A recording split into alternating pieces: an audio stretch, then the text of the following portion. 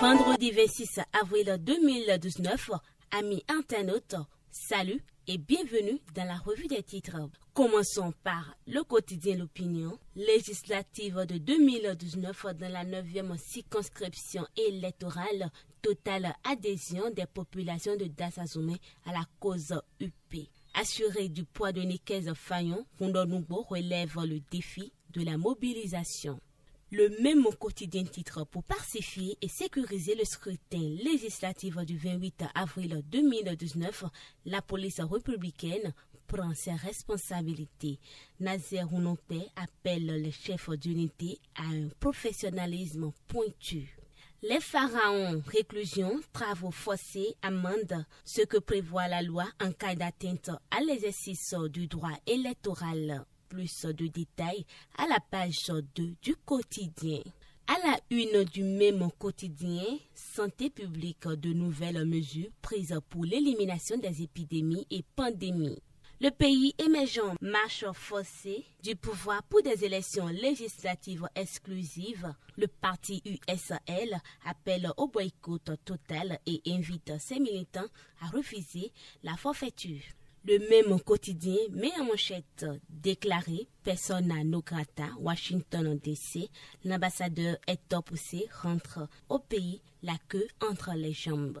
Les 4 vérités à quelques heures de la fin de la campagne pour les législatives de 2019, les candidats priorisent la campagne de proximité. Ils convainquent les électeurs indécis. Le gouvernement de son côté œuvre pour les législatives apaisées.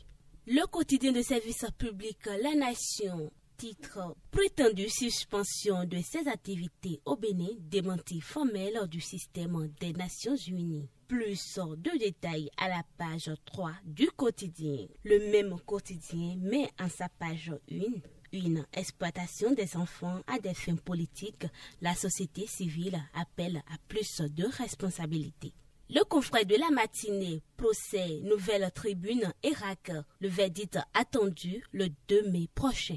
Joute législative du 28 avril 2019, Social Watch ne supervisera pas le scrutin, a mis en exergue le nouvel observateur. Continuons toujours dans la même lancée des législatives de 2019, l'Audace Info titre « En exhortant tous les citoyens béninois en ne participant pas au scrutin du dimanche prochain, l'USL dénonce la mascarade en téléchargement. Il en a profité pour réaffirmer qu'il ne saurait y avoir d'élection sans la réelle inclusion des partis politiques ayant manifesté le désir d'y participer.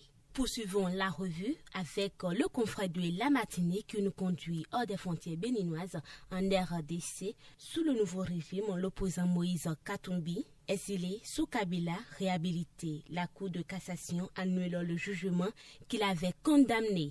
Et pour mettre un terme à cette ligne informative ce jour avec l'autre vision, parlons du sport. Retour du sélectionneur national sur la terre béninoise. Dussuyer revient avec le plan de préparation des écureuils dans la valise. Ce sera tout, amis internautes, pour le dernier jour de cette semaine. À la semaine prochaine pour d'autres informations. Bye bye.